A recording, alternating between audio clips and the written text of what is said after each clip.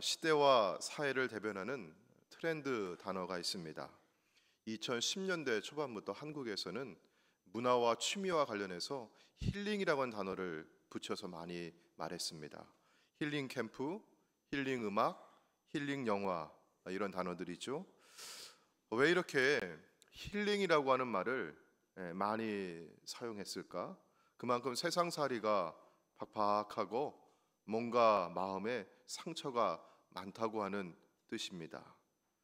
코로나19 시대를 지나면서 지금은 많이 회복되었다고는 하지만 많은 사람들이 점점 더 살아가기 힘들다고 말하지요. 이 세상 삶을 사는 누구에게나 고난은 있습니다. 하나님의 자녀가 된 우리 그리스도인들에게도 고난은 있습니다. 믿는 사람에게도 예외가 없지요. 고난은 보편적입니다. 죄로 인해서 타락하고 망가진 인생은 누구나 고난 가운데 살아갈 수밖에 없습니다. 그러나 여기에 중요한 사실이 우리에게는 하나 있습니다. 우리가 세상을 살아가기 때문에 불가피하게 고난을 피할 수 없고 고난 가운데 아파할 수밖에 없지만 우리 그리스도인에게는 하나님의 위로가 있다는 사실을 믿으시기 바랍니다. 이것이 그리스도인의 특권이고 축복입니다. 그리스도인이라고 고난이 면제되는 것은 아니지만 고난 가운데 하나님의 위로, 크신 하나님의 위로가 함께하고 있다는 것을 믿으시기 바랍니다. 오늘 말씀 가운데 하나님을 어떻게 소개하고 있죠? 우리 3절 말씀 가운데 보시면 그는 모든 위로의 하나님이시다 이렇게 소개하고 4절에서는 우리의 모든 환난 중에서 우리를 위로하시는 하나님이라고 소개하고 있습니다. 하나님은 위로의 하나님이십니다. 여러분이 잘 아시듯이 고린도 후서는 사도 바울이 고린도 교회와 성도들에게 보낸 편지였습니다. 바울은 이 편지를 쓰면서 왜 이렇게 하나님의 위로에 대해서 많이 말씀하고 있는 걸까요? 당시 고린도 교회가 처했던 상황, 그리고 바울이 겪었던 상황과 관련되어 있습니다. 고린도 교회에는 여러 가지 분열과 갈등, 문제들이 많이 있었습니다. 바울이 그 고린도 교회의 문제를 풀기 위해서 편지를 써서 보냈고 또 사랑하는 제자 디모데를 보내었지만 그 문제들은 쉽사리 해결되지 않았습니다. 오히려 바울을 반대하는 사람들의 세력은 점점 더 커졌습니다. 그래서 바울은 고린도전서와 후서 사이에 지금은 우리에게 전해지지 않지만 소위 눈물의 편지라고 해서 흐르는 눈물을 담아 편지를 써서 보냈습니다. 그리고 디모데보다 인생 경험이 많은 연장자인 디도를 고린도 교회에 보내었습니다. 그리고 다행히 하나님의 도우심으로 디도로부터 좋은 소식을 듣게 되었습니다. 고린도 교회의 많은 성도들이 자기의 잘못을 회개하고 이제는 바울의 본 마음이 무엇인지를 이해하게 되었다고 하는 소식을 듣게 되었습니다. 그러나 여전히 소수라고는 하지만 바울을 반대하는 사람들이 아직 교회 안에 남아 있었고요. 이들은 이전보다 더 심하게 바울을 비난했습니다. 바울을 비난하면서 그가 우리의 신앙을 지배하려고 한다고, 혹은 바울은 오만하다고, 혹은 그는 사람들에게 잘 보이기 위해서 말과 행동을 거짓으로 꾸미는 외식적이고 기만적인 사람이라고 그렇게 말을 했어요. 자, 이런 형편에서 이런 말을 들으면서 바울이 세 번째 고린도 교회 방문을 계획하면서 자기의 마음을 담아 써서 보낸 편지가 고린도 후서입니다. 그러니까 고린도 후서를 읽으면서 이 사도 바울의 마음을 우리는 절절히 느낄 수가 있어요.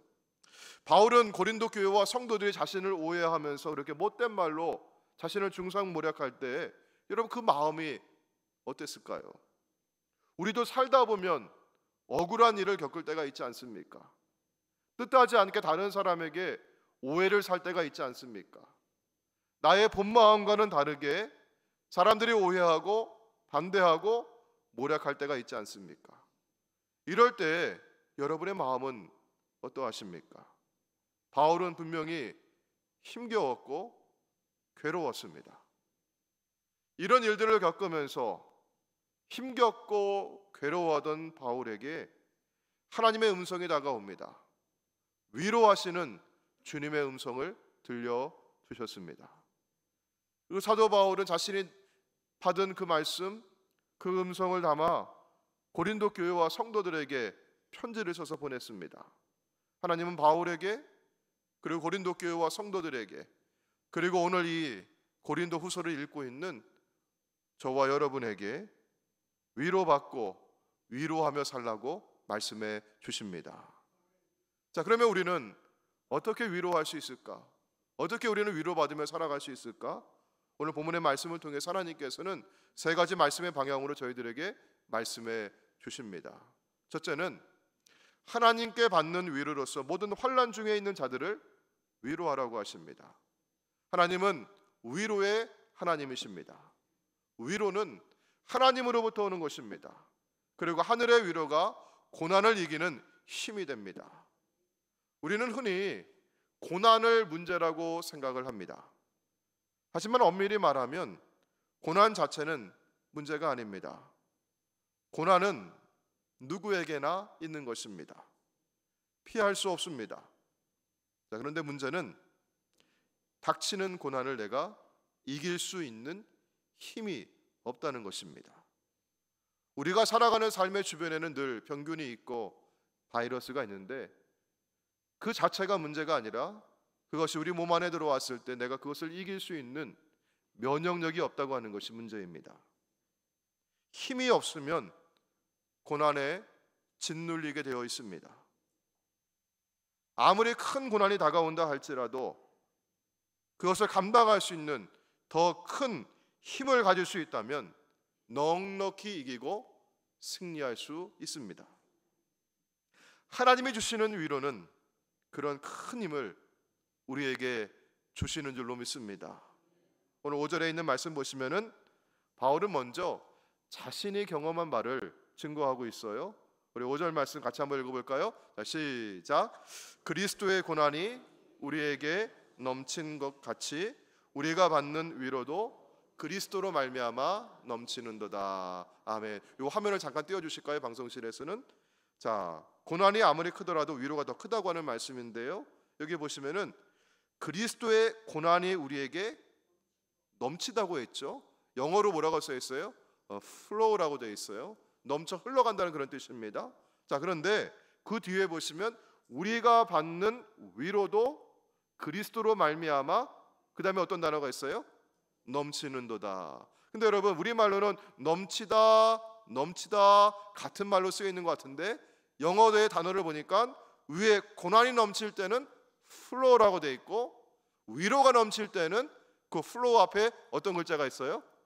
overflow. 여러분 오버가 더 넘친다는 얘기죠. 고난이 넘쳐오지만 그 고난을 덮을 만큼 더 넘치는 하나님의 위로가 사도 바울에게 임한 줄로 믿습니다. 이 하나님의 위로는 오직 나 한 사람을 위한 위로가 아닙니다. 나를 채우고 overflow, 넘쳐 흘러서 다른 사람에게 다가가는 것이고 고난당하는 누군가를 세울 수 있는 힘이 되는 위로입니다. 자, 그래서 4절 말씀 가운데 보시면요, 자, 이렇게 말씀하고 있죠. 우리의 모든 환난 중에서 우리를 위로하사 우리로 하여금 하나님께 받는 위로로서 누구를요? 모든 환난 중에 있는 자들을 능히 위로하게 하신다. 아멘. 하나님께서 나를 위로하심으로, 하나님께서 나를 세우심으로 환난 중에 있는 모든 자를 위로하게, 능히 위로하게 하셨다는 사도 바울의 고백입니다. 이번에 제가 몇 달 동안 신방을 하면서 우리 교인들의 가정을 방문하고 또 여러 가지 이야기를 많이 들으면서 그동안 얼마나 많이 힘겹게 지내오셨는지, 많이 아팠는지 알게 되었고 함께 눈물을 나누었습니다. 암을 비롯해서 육체의 질병을 안고 지금도 병마와 싸우는 분들이 많이 계십니다. 디스크 혹은 협착증 이런 건 우리 교회에서는 병도 아니더라고요. 네, 다들 갖고 계셔요. 그거는요. 육체의 질병만 병이 아니라 마음의 상처도 병입니다. 저는 그분들과 함께 마음을 나누고 눈물을 나누며 기도하면서 상처와 고통이 그저 우리 성도들에게 고통으로 남지 않기를 기도했습니다. 하나님의 위로를 구하며 기도했습니다. 여러분, 아파본 사람이 아픈 사람의 마음을 더 잘 아는 법입니다. 아픔을 통과하면서 주님의 위로를 경험한 사람이 다른 아픈 사람을 위로할 수 있습니다. 그래서 바울은 자신이 당하는 고난을 다른 사람을 구원하고 위로하기 위한 하나님의 도구라고 이해합니다. 오늘 6절에 있는 말씀 같이 보도록 할까요? 6절 말씀 제가 천천히 한번 읽어볼게요. 우리가 환난 당하는 것도 너희가 위로와 구원을 받게 하려는 것이요 우리가 위로를 받는 것도 너희가 위로를 받게 하려는 것이니 이 위로가 너희 속에 역사하여 우리가 받는 것 같은 고난을 너희도 견디게 하느니라. 아멘. 사도 바울이 주님의 일을 한다고 고난이 없었던 것이 아닙니다. 그에게도 고난이 있었어요. 하지만 하나님의 위로가 더 크게 그에게 부어졌습니다. 그는 견디어냈습니다. 그리고 오늘 고린도 교회 성도들이 고난받고 있을 때 이 편지를 써서 주님의 위로를 전달하고 함께 고난을 견뎌내도록 격려하고 있습니다. 헨리 나우에는 상처 입은 치유자라고 하는 표현을 썼습니다. 상처 입은 치유자가 구원자가 됩니다. 우리 예수님은 십자가에 못 박히셨고 사람들은 예수님에게 침을 뱉었고 갖은 말로 모욕했습니다.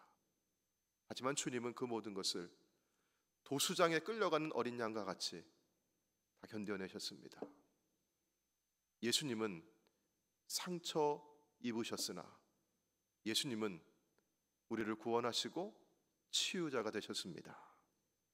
사랑하는 성도 여러분, 오늘 이 자리에 계신 여러분 가운데도 몸이 아프고 마음이 상하고 지친 분들이 계시죠. 일이 뜻대로 잘 풀리지 않아 실망하고 낙담한 분들이 계시지요. 그러나 여러분이 상처 입은 치유자로 부름받을 수 있습니다. 오늘 나의 고난과 아픔은 누군가를 싸매어주고 위로하라고 하시는 하나님의 사명이 될 수 있습니다. 여러분, 개그맨 가운데 이동호 씨라고 하는 분을 혹시 기억하십니까? 이분이 결혼하고 한 100일쯤 지났을 때 안과에 가서 한 병을 진단받았습니다. 망막 색소 변성증이라고 합니다. 그리고 시력을 잃게 되었습니다. 사랑하는 딸아이의 얼굴을 더 볼 수가 없었어요. 그 사연을 들은 천안에 사는 한 40대 남성이 눈을 기증하겠다고 의사를 밝혀왔습니다. 이동호 씨는 다시 세상을 볼 수 있다는 기쁜 마음을 가지고 한 걸음에 달려갔습니다. 하지만 돌아오는 그는 눈을 기증받지 않고 돌아왔어요. 왜 그냥 돌아오셨나요? 예, 이미 받은 거나 마찬가지입니다. 그분은 저에게 세상을 보는 눈을 주셨습니다. 눈을 기증하겠다고 하는 그 남성은 근육병 환자였습니다. 사제를 못 쓰는 사람입니다. 몸이 비틀리고 온 몸이 고통스럽습니다.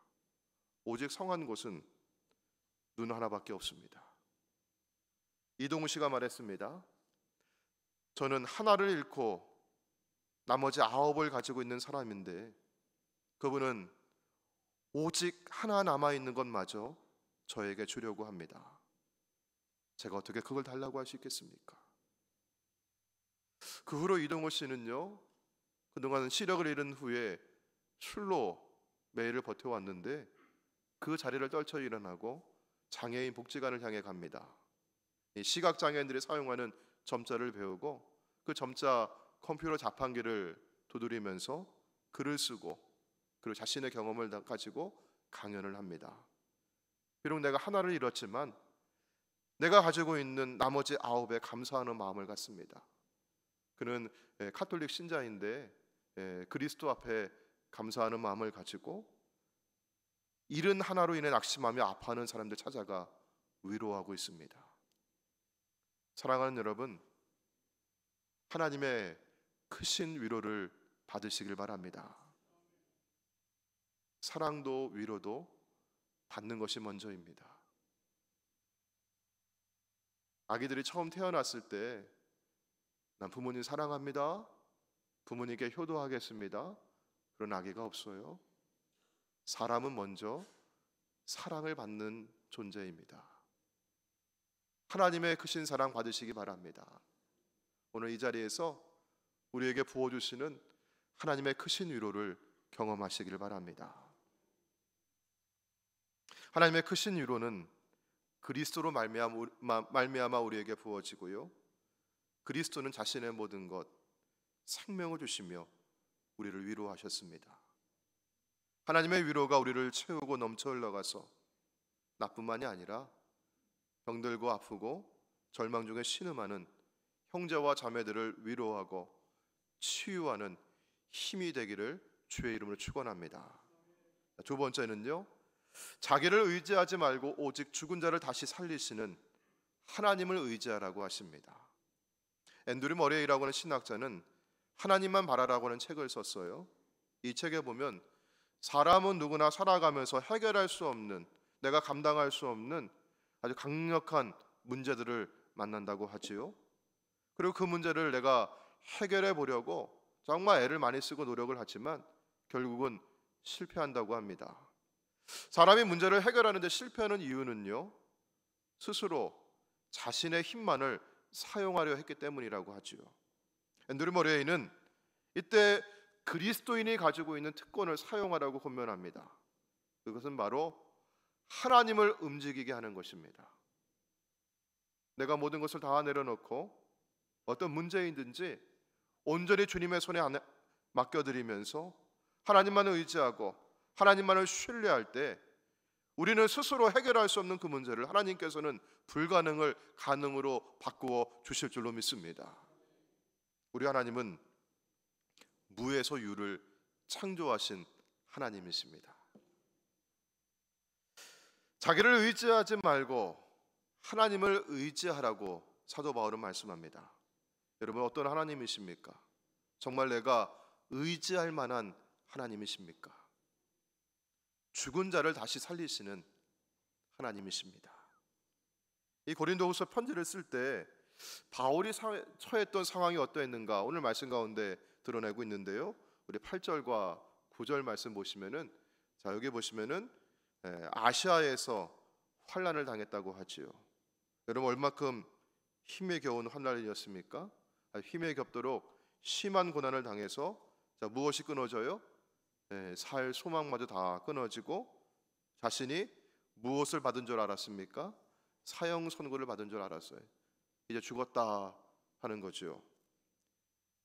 살 소망마저 끊어진 그 자리에서 자신을 의지할 것은 아무것도 없었습니다. 이때 하나님께서 이 고난을 주신 이유가 드러납니다. 우리 뒤에 있는 구절 같이 한번 읽어볼게요. 이는부터 한번 읽어볼게요. 시작. 이는 우리로 자기를 의지하지 말고 오직 죽은 자를 다시 살리시는 하나님만 의지하게 하심이라. 아멘. 여러분, 우리가 의지할 하나님 어떤 하나님이신가요? 죽은 자를 다시 살리시는 하나님이십니다. 그래서 우리 10절 말씀을 또 이어서 보시면은, 자, 10절, 그는 누구세요? 하나님이세요. 하나님이 이같이 큰 사망에서 우리를 건지셨고 또 건지실 것이며 이후에도 건지시기를 그에게 바라노라. 아멘. 죽은 자를 다시 살리시는 우리 주님께 능치 못할 일이 어디 있겠습니까? 우리의 삶의 형편과 내가 처해 있는 문제가 어떠하다 할지라도 자신을 의지하지 말고 능하신 하나님, 전능하신 주님을 의지하시는 저와 여러분 되시길 바랍니다. 자, 세 번째는요, 우리가 다른 사람을 어떻게 위로할 수 있을까? 여러분, 위로받는 거는 지금 쭉 말씀드렸어요. 하나님의 위로받는 거예요. 그리스도 예수로 말미암아 위로받는 것이죠. 자, 그럼 다른 사람을 내가 어떻게 위로할 수 있을까? 다른 사람을 위해서 간구함으로 도우라고 하십니다. 위로받고 위로하며 살기 위해서는 위로가 누구로부터 오는 것인지를 먼저 알아야 하는 것이죠. 위로는 하나님으로부터 오는 것입니다. 사람이 우리를 위로할 수가 없습니다. 그리고 그리스도로 말미암아 더욱 풍성하게 임하는 것입니다. 차고 넘치는 큰 위로는, 하늘로부터 다가오는 이 위로는 나를 채우고 다른 사람을 위로하기 위해서 흘러가는 것입니다. 하나님의 위로가 우리를 통해 다른 사람으로 흘러간다면, 여러분, 그 흘러가는 통로가 있다고 한다면 그것이 무엇일까요? 그것은 바로 기도입니다. 제가 우리 교회에 부임하기 전에 타국에서 이민 생활을, 이민 교회를 짧은 기간에만아마 이렇게 했습니다. 그때 저와 비슷한 또래 한 50대 초반, 중반 되시는 분들이 교인들이 한국에 다녀오겠다고 이렇게 인사를 해요. 그러면 한국에 다녀오겠다고 하면 둘 중 하나예요. 좋은 일이든지 아니면 그렇지 못하든지. 근데 한국에 다녀오신다는 분이 얼굴이 표정이 밝지가 않습니다. 무거워요.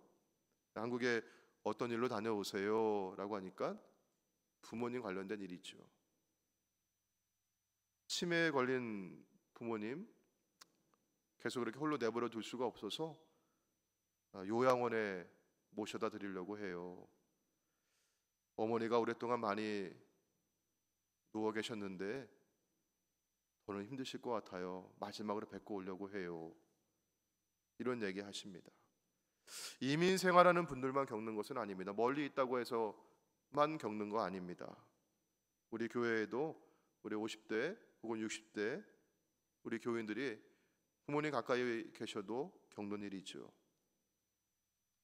부모님을 요양원에 모셔다 드리고 돌아오면서 늙고 병든 야윈 그분들의 손을 놓고 돌아올 때면 마음이 참 무겁고 힘듭니다. 그동안 우리 어르신들은 어려운 시절을 잘 지내면서 여기까지 오셨는데 이제 좀 살만하니까 몸이 병들고 많이 아프셔서 또 힘겹게 하루하루 이렇게 지내는 분들도 계십니다. 정말 이렇게 살아가는 우리 모두에게 하나님의 크신 위로가 간절합니다. 사랑하는 성도 여러분, 부모님에게도 그리고 연로하신 부모님을 바라보는 자녀들의 마음에도 주님의 큰 위로가 부어지기를 주의 이름으로 축원합니다. 자, 그런데 우리가 주님의 위로를 받고 전하기 위해서는 그럼 무엇 할 수 있을까요? 어떻게 그 야인 병든 부모님의 얼굴, 그 손을 다시 옛날 젊은 시절로 돌려보낼 수 있을까요? 우리가 좋은 약을 사서 이렇게 병든 몸을 다 치유할 수 있을까요? 무엇이 우리의 마음을 위로할 수 있을까요? 무엇이 부모님의 마음을 위로할 수 있을까요? 주님 오늘 저와 여러분에게 11절 말씀을 주십니다. 우리 11절 우리 함께 읽도록 할게요. 자, 같이 읽습니다. 시작. 너희도 우리를 위하여 간구함으로 도우라. 이는 우리가 많은 사람의 기도로 얻은 은사로 말미암아 많은 사람이 우리를 위하여 감사하게 하려 함이라. 아멘. 사랑하는 성도 여러분, 누군가에게 위로가 되고 싶습니까? 어려움에 처한 누군가를 돕고 싶습니까? 그분을 위해서 기도하십시오. 간구함으로 도우십시오. 때로 나의 의식과 언어로 다 표현할 수 없는 경우도 있습니다. 그때면 주여 이렇게 주님의 이름을 부르십시오. 성령께서 도우실 줄로 믿습니다. 우리 로마서 8장 26절에 있는 말씀 우리 함께 읽도록 하겠습니다. 자, 시작. 이와 같이 성령도 우리의 연약함을 도우시나니 우리는 마땅히 기도할 바를 알지 못하나 오직 성령이 말할 수 없는 탄식으로 우리를 위하여 친히 간구하시느니라. 아멘. 어떨 때는 주여 소리도 나오지 않지요? 그땐 그저 고개를 떨구고 눈물을 흘리십시오. 저는 이때 흘리는 눈물이야말로 가장 아름다운 하늘의 언어요, 가장 강력한 방언이라 믿습니다. 사랑하는 여러분, 도저히 내가 어찌할 수 없는 마음의 질병으로 고생하고 계십니까? 잠을 이루지 못하는 고민거리에 안고 불면의 밤을 보내셨습니까? 사랑하는 어머니의 질병을 놓고 눈물을 흘리고 계십니까? 오늘 말씀을 통해서 저와 여러분에게 주님의 음성을 들으시길 바랍니다. 다들 우리가 얼마나 힘들게 외롭게 살아가고 있습니까? 그런데 우리는 얼마나 상처받고 상처 주며 살고 있습니까? 주님은 상처받고 상처 주며 살라고 하지 않습니다. 고통받고 고통 주며 살라고 하지 않습니다. 주님은 먼저 우리를 위로하십니다. 그리고 그 위로를 받으라고 하십니다. 위로받고 위로하며 살라 하십니다. 하나님의 크신 위로가 여러분에게 임하시기를 축복합니다. 하나님의 크신 위로를 경험한 우리들이 먼저 누군가에게 위로의 손길이 되어 다가가기를 축복합니다. 아멘. 우리 함께 이 시간 오늘 주신 마음을 가지고 함께 기도하기를 원합니다. 먼저 우리 함께 찬양하시고 우리 주신 말씀 주시는 마음 가지고 함께 기도할 때 이 시간 떠오르는 얼굴이 있습니까? 떠오르는 이름이 있습니까? 하나님의 위로를 빌며 이 시간 기도하기를 원합니다. 말할 수 없는 기도가 있습니까? 주여, 그렇게 부르시길 바랍니다. 주여도 나오지 않습니까? 고개를 떨구고 조용히 눈물로 기도하시길 원합니다. 우리 이 시간 함께 주님 보좌 앞에 나아가 우리 찬양하시고 기도하겠습니다.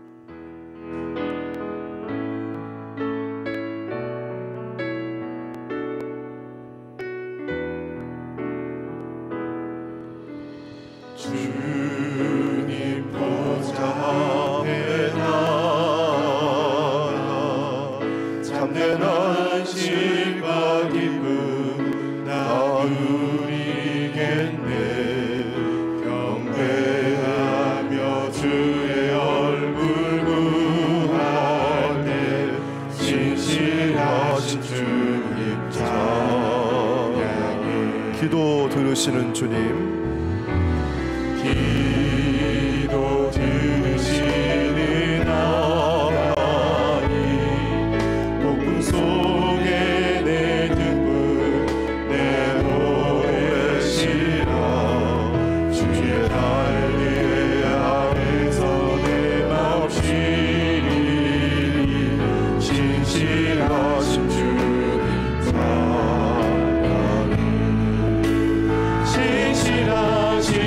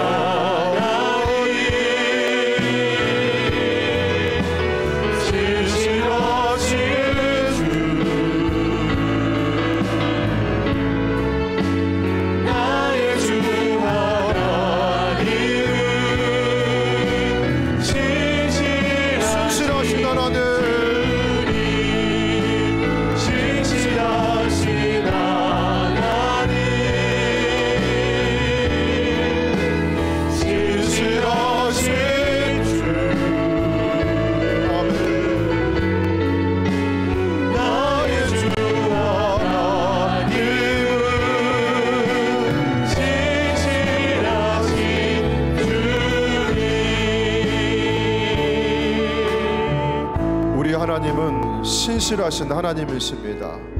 말씀하신 것, 약속하신 것 반드시 이루시는 하나님이십니다. 우리 하나님 모든 위로의 하나님이십니다. 이 시간 우리에게 크신 위로 베풀어 주십니다. 주님의 위로 받으시길 바랍니다. 그리고 먼저 받은 위로 가지고 이 시간 누군가를 위로하는 손길 되기를 원합니다. 고통 받는 자를 위로하게 하소서. 이 시간 우리 주여 3번 함께 부르시고 신실하신 하나님 의지하며 기도하도록 하겠습니다. 주여 주여 주여. 아버지 하나님, 모든 위로의 하나님, 신실하신 하나님, 아버지 약속하시고 말씀하신 대로 반드시 이루시는 하나님이신 줄로 믿습니다. 아버지 이 시간 나를 위로하여 주옵소서. 아버지 우리 공동체를 위로하여 주옵소서. 아버지 우리 교회를 위로하여 주시옵소서. 아버지 병들고 상한 심령을 위로하여 주시옵소서. 아버지 병들고 아버지 아파하는 주를 위로하여 주시기를 원합니다. 하나님의 위로가 필요합니다. 하나님의 위로가 간절합니다. 아버지 주님, 아버지 위로하여 주시옵소서. 아버지 내 병든 몸을 만져주시옵소서. 아버지 병들고 상한 아버지 사랑하는 남편과 자녀들의 육신을 만져주시고 연로하신 부모님의 몸을 만져주시기를 원합니다. 아버지 하나님의 주님, 건강한 심령을 만져주시기를 원합니다. 아버지 지난밤에도 잠을 이룰 수 없었던 아버지 불면의 밤을 보내었던 아버지의 심령을 만져주시기를 원합니다. 아버지 하나님의 주님, 아버지 상처있고 외로워하며 괴로워했던 아버지의 심령을 아버지 주님 만져주시기를 원합니다.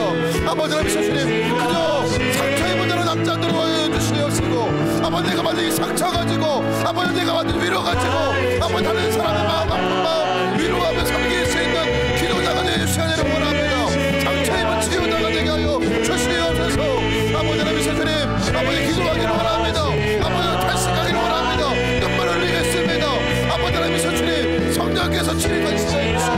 아버지 기도해 주시기를 원합니다. 하나님 내가 기도할 수 없을 때에도 아버지 눈물이 나의 기도에 담아담았으니 하나님 위로하여 주시옵소서. 하나님 이렇게 세워 주시옵소서.